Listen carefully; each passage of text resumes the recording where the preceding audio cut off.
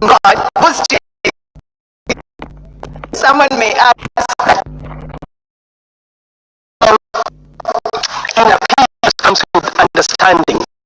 That connection. I am talking about social distance. I can't have social distance with Jesus.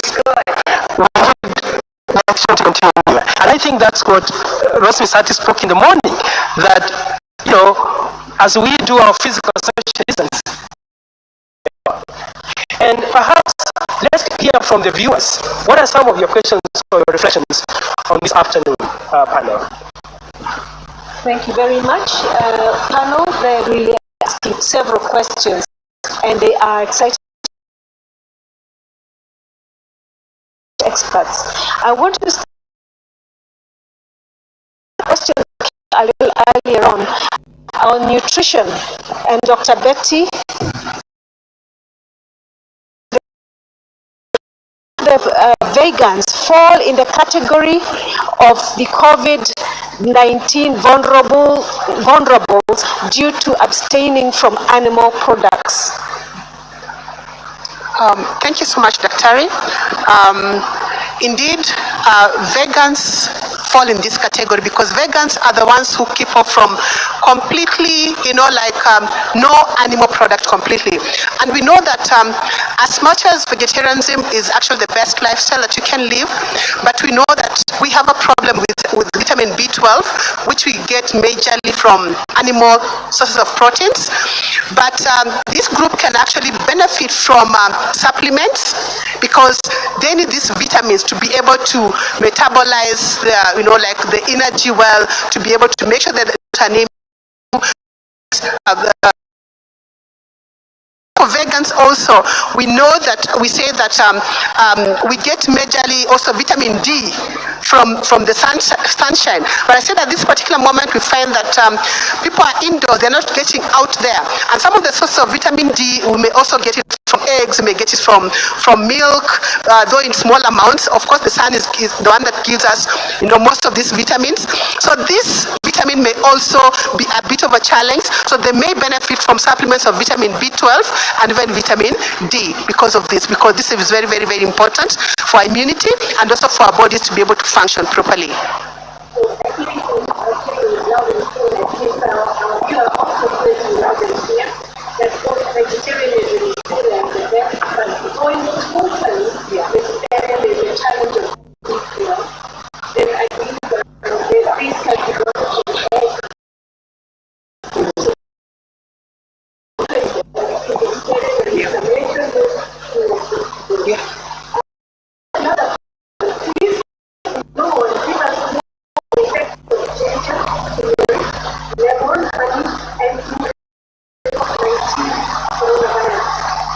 Okay, thank you for this question. One thing I'd like to say is that if we look at ginger, turmeric, other herbs like sage and all that, there are actually studies which have shown, especially like a lot of studies have been done on turmeric and on garlic. They find that they are inflammatory.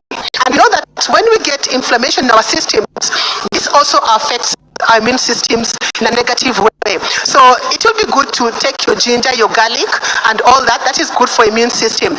And even when it comes to things like lemon is good because it's high in vitamin C, and not only lemon, even other fruits, because they are high in vitamins, especially vitamin C and vitamin A, which are also antioxidants, and they also help you fight, so they are missiles that you build in your body, so that if these infections come in terms of like maybe virus viruses, in terms of bacteria. Your body has ammunition to be able to fight this, and that is why we need that. When it comes to honey, honey is also good and has not been found to help in your immunity. But I'd like to put a disclaimer for honey.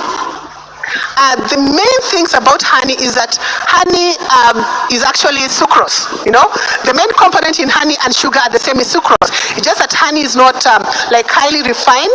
So as you take honey, please make sure you don't overdo it, because as we said, too much of something is poisonous. Because when you take too much honey, then you will start having issues with also like inflammation, because we know that too much sugar, too much of the saturated fats, and even trans fats, these can actually also be, they can actually trigger inflammation and also lower your immunity. So you have to make sure that as you take the honey, please take it in moderation. So everything, as we take, everything is actually in moderation.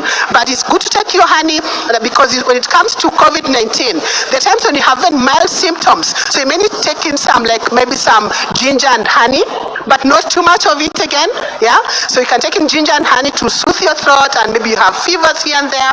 That will also help you to get enough of the fluid that you need to be able to take care of the current situation, and even try to help you to be more comfortable in terms of fever, and maybe when your throat is having is inflamed and all those things. Yeah, so I hope that I've been able to answer that question, Dr. Terry. Thank you so much for the questions. I apologize to viewers. I understand my mic was off, but we are back on again. And Dr. Betty was actually answering the question about whether to be vegan or not to be vegan in terms of improving our immunity. And she did mention that the challenge of being vegan is the vitamin B12 deficiency, which can also be taken care of if the vegan person begins to take some milk.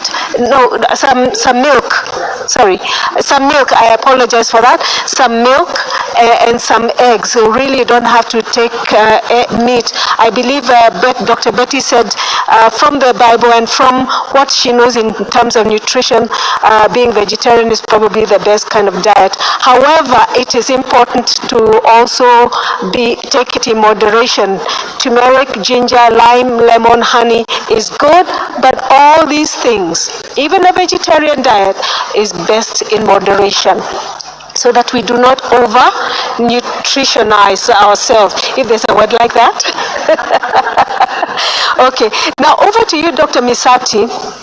And you have a number of questions that have come through, and the question, reading the first question is, how do parents and families deal with members of, how can we deal with members of families that have mental challenges amidst the social distances? There's also like the autistic child, or even a friend who has an anxiety disorder. How can we, as parents and families, deal with such individuals? Thank you so much for that question. That is very important. I want to say that within the same family, under the same roof, that is the household, who haven't been exposed, who have been observing social distance, you don't need to keep distance. Okay, let me explain that again. If you're within the same family and you have not been exposed, okay, you have been keeping social distance when you go out, you've been wearing your masks and sanitizing, please, this is not an excuse to socially distance. I saw in social media somebody saying that one of their partners, the wife told the husband, we are social distancing. So she moved from the marital bed and she went to sleep elsewhere, social distancing. That's an excuse. So I'm saying within the same family, take care of the people who are challenged. Children, you don't leave a child because of social distancing. You're not holding, you're not breastfeeding. Okay? So we talk about social distancing socially, outside. Outside your household, the neighbors and the people elsewhere. Yeah. So another thing that I would like to add is that what are the interventions? In case you notice that one of your family members is getting mentally challenged, and you can tell by a few things. Let me just mention them. If somebody is sleeping less or more, they used to sleep 7 to 8 hours, they are now sleeping 2-3 hours, they are up. Or they are oversleeping. Dr. Timothy gave us a guideline. They are oversleeping 10, 12, 15 hours, night and day they are asleep. That person is not okay.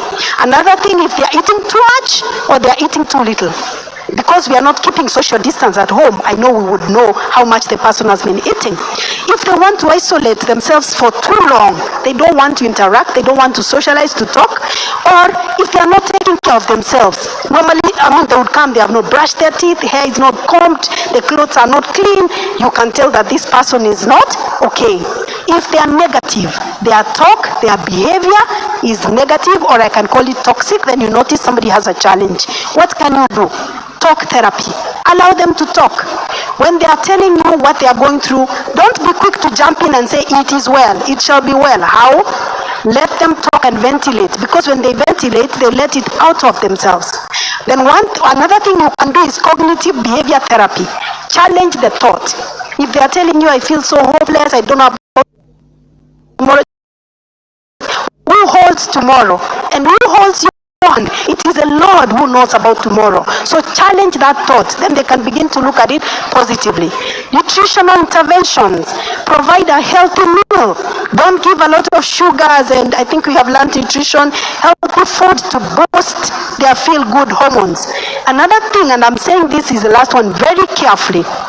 If somebody has gotten to a state of you feel you have tried all this, they are not getting well, you can give medication very carefully to alleviate the symptoms. If it's so bad, like they can't sleep, they can't eat, for a very short time, as you look at the root cause, as you deal with the root cause, and as we equip them with the emotional strength or the resilience to cope. So medication, very carefully as we deal with the root cause. Thank you. Thank you, Dr. Misati.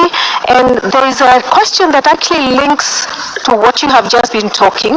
And somebody is, Sandra Karimi is mentioning about your morning sermon. How can one know when it's all in the mind and when they actually need help? You talked about help, psychosocial help, right through down the spectrum to medical help. So how can one know when it's all in the mind and when they actually need help? One can know when the same thought keeps on coming. The same thought keeps on coming. We all go through stress, we all make mistakes, and we all think about the future, because that is to be normal, that is to be healthy. But if the same thought process keeps coming, and if more times, I mentioned this earlier, if you find that most of the time you are sad than happy, there's a problem. If most of the time you are enduring life other than enjoying life, there is a problem.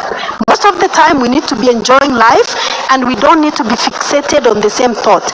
Another thing is that when you have the benefit of social relationships, close and healthy relationships, they can tell you. Somebody can look at you one morning, they say, hey, you're dressed today. Today, how are you looking? Somebody can point out, because sometimes, especially when you're tipping, you may not be able to tell. But a family member, a friend can be able to tell you. So let's nurture friendships when we are well, because the friendships will come through to us when we can't hold it together. Okay, thank you, Daktari. That was, I think, well answered. Back over to Dr. Betty. You encourage water intake. I know we are encouraged to take it warm during this time of COVID-19. What is your take on this? How about if I just take adequate water but cold? And tell us also whether, from what somebody understands here, whether being vegan is not safe at all.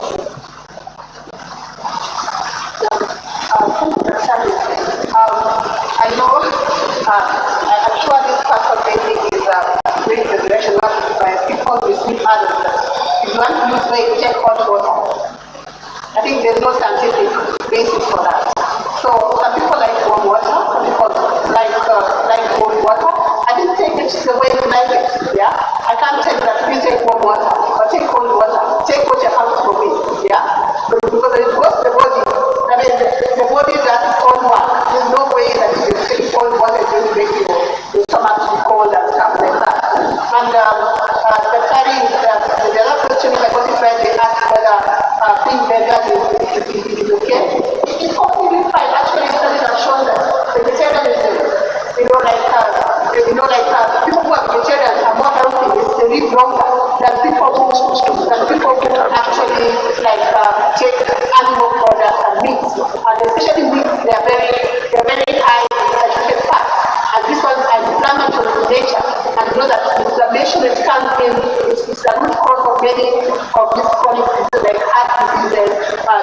Okay, thank you. Thank you so much. We're having a slight problem with your mic, but we'll get back to you. Thank you so much, panelists. We will continue to look to see what our viewers are saying and want to hear from you. And they do appreciate, I must say, Betty Gabantu, they do appreciate and are really with you when you say trusting in God is the way to go about it. That's the way and to go about it. And they believe that it is so sweet. Sandra Karemi says it is so sweet to trust in Jesus. Very, very sweet to trust in Jesus. And so total trust, Lorna Nyamoya says total trust in God is indeed the solution. Now, just over back to you, Dr. Misati. Phineas Munene wants to know about university students, because most university students are out there, they haven't finished or they were about to finish this year and are really, really stressed. How can they manage such stress? Thank you so much. And that's a real concern for the university students, for the students who are going to sit their form for exam, KCSE and even KCP. I know it, I can feel it. My daughter is one of them. But I want to say that we need to keep reminding ourselves that the Lord is the one who is holding tomorrow. Let's look at the bigger picture. We may be rushing saying we want to finish and we want to do A, B, C, D, but we don't know what the Lord has in store for us. Sometimes, just sometimes, a delay in something is because there's something bigger that the Lord is preparing for us. So for me, I would like to say that we need to acknowledge anxiety is real. But then we need to say, by worrying about this, I'm only going to make the situation worse. I will get sick. If I get sick, then I will not even enjoy that future that I'm aiming towards. And so we need to look at the bigger picture. And even during this time, there is a lot that we can do. There is somebody who told me that the daughter is in university, and every time there is a strike or there is a period that they don't go to university, she is so happy because she opened her eyes and realized, I can do ABC so that I can be equipped with life skills. So perhaps we are being trained for endurance, for resilience, because endurance you develop now is going to help you in the future. So keep looking. One who knows about tomorrow. We don't know. From my own experience as well, we were 1 month to doing exams. We're just about to start exams, and here we are first year, and we are also worried, and then the coup started. It happened, and we were out for a whole entire year. And in that 1 year, we began to learn other skills, computer skills, which we never had before. And so it is an opportunity, viewers, to take to look elsewhere and see what other skill could I have and can I bring in this moment, in this time. And knowing that stress will paralyze. But when we look elsewhere, knowing that God is totally in control, trusting in God, and just like Betty said, from Isaiah 26 verse 3, when our minds are stayed on Him, He gives us perfect peace of mind. We want to just go back to Betty Kiage. Because now I get you to repeat one or two things, because your mic was also not doing too well, but we are back on track. And so thank you, viewers, for keeping on track and keeping with us. Stay and hang in there. Don't touch that dial, as they say in the communication world. Dr. Betty, back to you. About water intake. Should we take it warm or should we take it cold? Thank you so much. I would just like to repeat that I was thinking that whoever was asking this question was going to the direction of whereby people are misleading others that if you want to lose weight, take hot water. And I say that there's no scientific basis for that. And I say that it doesn't matter whether taking cold water or hot water. It is all depends on what you prefer to do. Please take water, whether it is warm or hot. It is okay. There's no problem with that. And the other question is about vegetarian, being a vegan, whether it is good or bad. Being vegan is perfectly fine. But I say that as you're being vegan, please make sure that you take care of your vitamin B12, okay? That is very important. But studies have actually shown that being vegetarians have a longer life than people who eat meat. And I was actually talking about meat being very full of saturated fats, which are inflammatory in nature. And we know that a lot of chronic diseases that we have right now, look at heart diseases, look at diabetes and all that, they have an inflammatory component with it. So if you can be vegan, well and good, that's the best lifestyle. But as you're also doing that, we have to make sure that everything must be done in moderation. And as you're being a vegan, also make sure that you exercise well, you manage your stress well, the way Dr. has said, and you make sure that you have enough sunshine, you have enough rest, then I think you will live a very healthy lifestyle. Thank you. Okay, one more last question for you, Betty. Tell us about neem. Is there any medicinal value to it? Are there any studies around it? Would it help in this era of COVID? Thank you so much for that. One thing I'd like to say is that COVID is very new. It just came into the limelight in December last year. So even whatever studies that we are having right now, we don't really have conclusive answers to this thing. But as it is right now, we don't have any studies showing that neem can actually cure COVID-19. So all I can say, please make sure that you eat healthily, make sure that you boost your immunity so that you have ammunitions to be able to fight this virus and any of these viruses that come across to us. But you can just take neem as a herb or anything like that, but please make sure that you don't go saying that neem treats COVID, because as it is right now, we don't have any studies that actually tell us that neem can treat COVID-19. Okay, thank you. And finally to Dr. Abuya, what do you make of the lower numbers of infections and the deaths that are due to COVID-19 in Africa? Anything in your research that will answer this question as compared to other regions across the globe? And then finally, as you I would like you to tie in with donated materials and clothes that may be given to those who are needy at this time. How long does the virus stay on these materials so that they too can be careful not to contract COVID from donated materials? Thank you very much, Bio, for your questions, and this is interesting. As Betty said, there's very little knowledge we have today about COVID, and the first question is about, maybe I go to the second, about donations. Very little information is available now about how long the virus can stay on various surfaces. A few studies have been done in the most recent past with varying results. I think the most important and fundamental principle is sanitize. Sanitize, sanitize. Even if you donate things to other people, please ensure that you protect them. Obey the basic public health principles that are being told out there. Ensure you sanitize, ensure that the clothes, the materials, I see people sell masks on the streets. Please ensure that you protect those ones you're selling this mask to. So that's a very important principle. I think the first question you said, why are we having fewer numbers in Africa? There are a number of factors probably we could attribute this to. First, we do know that we in Africa, for example, there are not many countries are able to do mass testing. We are doing a lot of targeted testing, and so the numbers we have currently are based on the cases that are being tested. So we actually we may not have a conclusive evidence to suggest that maybe in Africa we have fewer numbers, perhaps because our immune system is stronger or other factors. What Dr. Misai talked about, our innate immunity. But I think it's important to allay fears of everyone out there that we need to practice the basic public health interventions all the time. Number two, these numbers may only represent a small fraction of people who may have had interactions with others who've had the COVID virus.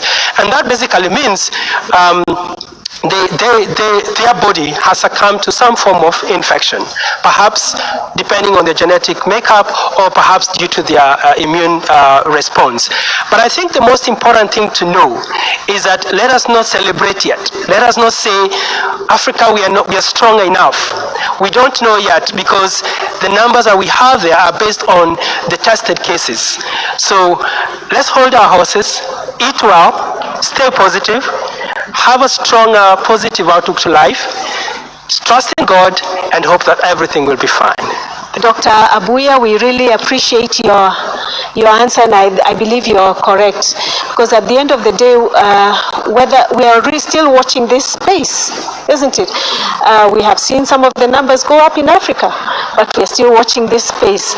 Let's continue to pray, ladies and gentlemen, and my brothers and sisters, for this country, for Africa, when it comes to the numbers, so that we really, the Lord has mercy on us, and the numbers don't go any higher than they are. We just want to encourage you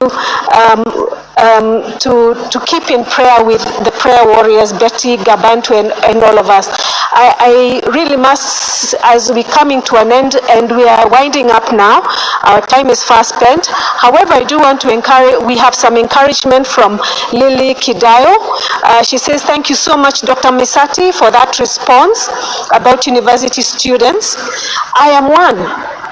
And I am one of them, and you have just enlightened me and helped me to get hope in the midst of all this. And then we also have others saying, Betty Gabantu, thank you, and I really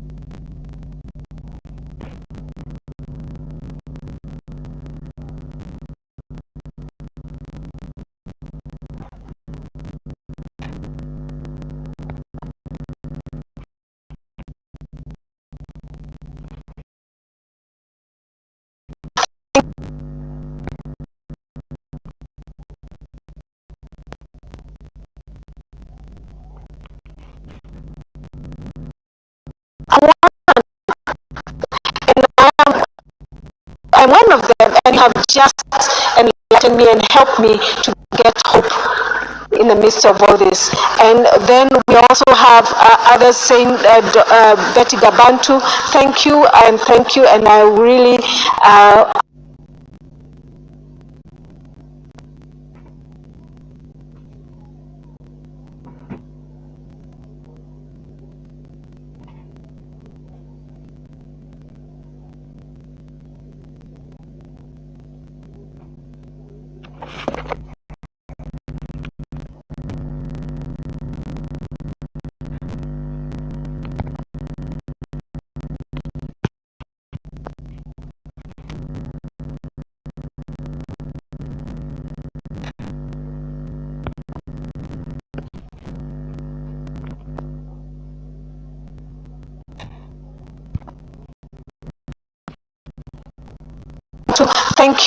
thank you, and I really